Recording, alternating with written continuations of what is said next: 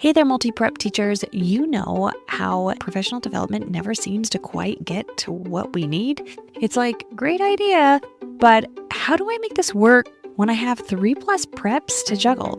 That's exactly why I created the Simplify Your Preps Collective. It's a free Facebook group built just for teachers like you, where we share tips, resources, and real talk about making multi-prep teaching less overwhelming and more doable. Sound like your kind of space? Head to kristenmasick.com/collective and join us today. Let's simplify together. Welcome to 2024. Now, you've either started school this week or you will start next week after a holiday break. Today, we're going to be focusing on how do you reset when things may not have gone as planned for semester, and quite honestly, your classroom may have been chaotic right before the break. Welcome to the Secondary Teacher Podcast, the podcast for middle and high school teachers juggling multiple preps to get the strategies to reduce overwhelm so that you don't have to choose between being an effective teacher and prioritizing important relationships.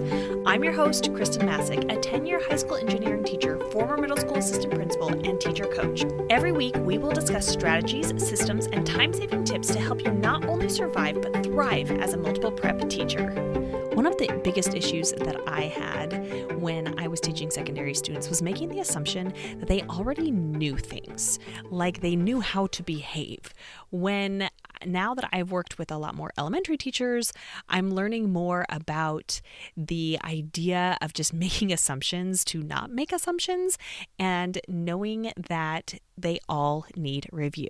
What I want you to do first when we're thinking about resetting for this next school year is think about last semester and how that went. You're reflecting on things. Think about the feelings that you had, what worked, what didn't work, and then we're going to be talking more about what you feel didn't work for last semester so that you can figure out how to make those changes. Now, if you're starting school this week, it's okay. You can do this reset whenever you want. It could be a Monday. It could be anytime. If you've read the book by Daniel Pink that's When, he talks about how in reality, you can have a new beginning whenever you feel like it. And it is totally okay. There are things that you might make that are adjustments that are not in your syllabus. Totally okay. This is when you would just notify the parents, the students, say, hey, I'm just doing a simple tweak to help serve my students better this year, this semester. Also, if you are starting a new semester, then with a new class, then you're going to be following the same steps. We're going to be viewing this second semester going into this time after the break. If your semester doesn't start right when you come back, think of it as a reset, a restart. It is on a lot of people's brains. This is just a normal time of the year when things get restarted. We're going to envision our very first day of school. We are going to go back to the first week of school, and you are going to treat this time like it is the first week of school. Based on your reflections, I want you to think about maybe some systems or routines, what wasn't working. And then you're going to take it further. You can list out all of the things that weren't working. It could be that your students were off task a lot. It could be that your room is a mess. It could be that students had a hard time turning things in. You're just going to list a bunch of different things. And more likely than not, those things all had an impact on you and also your students. Once you get that big list, or it could be a short list, what you're going to do is you're going to look for the one thing. If you were to improve on one thing, or your students to improve on one thing, what would make the biggest difference? For me personally, I had a really hard time working in a cluttered room, but I'm also not a naturally organized person. But I've learned that if I can have the clutter clear, then I have no excuse to get things done. I can be a lot more productive if there is no clutter. Implementing small shifts, like making sure all the horizontal surfaces were clean, really helped me get more productive. And then because I was more productive, it also helped my students. That was my one thing. It could be that you want to focus on student behavior, or it could be that because the students are acting out a lot, you're finding out that really the one thing is because they're by their friends and they're not having productive conversations. Maybe your one thing is figuring out ways of sticking to a seating chart, or it could be that you are assigning groups. And so you're managing their time with their peers more effectively. You're not going to worry about anything else. You want to focus on that one thing, and you're going to write it down on a sticky note or something somewhere where you can see it so that you know that is what you're going to be focusing on improving for this second semester. With that, you might be wanting to make some tweaks to that routine and procedure. But the other thing is you want to readdress all of the routines and procedures that you may have set up from the beginning of the year.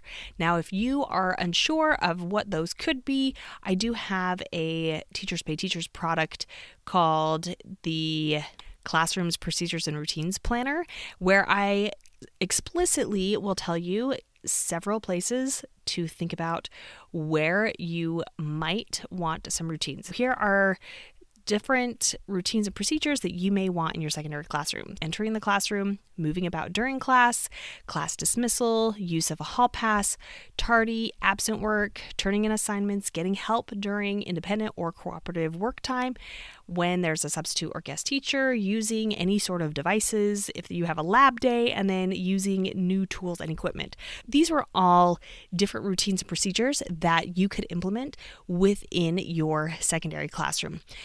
You don't have to have all of these, but they're just a suggestion of where to get started. Now, if things are working, you still will want to readdress those with your students. Within this planner, you really want to think about, what does this look like for you as a teacher, and what does this look like for your students? What should be happening during these routines? These are not rules. These are the processes to make sure that the rules happen more smoothly. And it's that needs to be explicitly taught or retaught or reintroduced, whatever you think practice needs to be happening with your students. This is what this routine looks like for me as a teacher, and this is what you should be doing as a student. I think when we forget those two components and we forget to explicitly review them, that's when things slip through the cracks. Remember, as a secondary student, they have a bunch of other teachers, and more likely than not, they do not have the same routines and procedures. They need to be reminded of what yours are, but then they also just need to be reminded about how different they might be from the teacher next door. Kind of go into it with a little bit of grace. Yes, they are older. You can make some assumptions that they do know things, but it really does help. Also, remember that for this break, they probably had very little structure, and now they're coming back to a very structured situation, which they craved, but it's going to take some adjustments to get there. Whatever you can do, remember, you're mimicking that first week of school. Whatever you can do to help them get back on track with those routines and procedures is really going to set you up for success. On a final note, I want you to also think about setting some realistic goals and expectations for second semester. You've made it through the first semester. Maybe you had some routines and procedures or some rules that you thought were going to be really important. These could also be policies, but they ended up not being as important in the end. Or maybe there were some policies that you implemented that caused way more work for you, not just your students, but you. This is a great time. Remember, you're restarting, you're refreshing. It is a normal time of the year, just the calendar year, to make these adjustments. And I've noticed that whenever I've done these changes, whenever I've made certain tweaks, more likely than not, the students are welcoming of them because they want to learn in your class. They want things to be enjoyable. And what tends to happen is that we get caught off guard by what we like to call, when I was an assistant principal, with the dirty dozen. There are a handful of kids in the entire school, no matter how big the school is, there are just a handful that cause the most issues. And when you look at your classroom, In reality, the majority of your students, I would say 99% of your students, are wanting to learn. They are annoyed when so-and-so is talking to their friend and they're getting you off task. That annoys them. They want help. So if you can even get some feedback from students, maybe it's that students write things privately on their own. It could be anonymous. You could have them give you some feedback. That could be something you do coming back on those first days of school. Maybe some of their expectations that they have from the class that can help you make some adjustments that way. Let's review some of the things that you need to remember as this new semester starts. This reset happens for the new semester after the holiday break. First off, reflect on what worked and what didn't work from last semester, and then choose the one thing, remember, one thing that will make the largest impact on your success and your student success for this next semester. Second thing is that you need to review what you would like students to do. Your expectations, your routines, your procedures, review it just like it's the first week of school. And then finally, set some realistic expectations for next semester. Make some adjustments of policies, rules, routines that may not have worked last semester and may have caused you more work. I wish you all the luck, and my thoughts and prayers go out to you as you start this second semester. You can do this. You are amazing. You are the expert at what you do, and you are making an impact in your students' lives. If this episode was helpful to you, it could be for others. To help spread the word about this podcast, please take a screenshot of this episode. You can add it to your IG stories. You can share it with your friends via email. If you do it on Instagram, you can tag me at Kristen Masick, KHRISTENMASSIC. Until next week.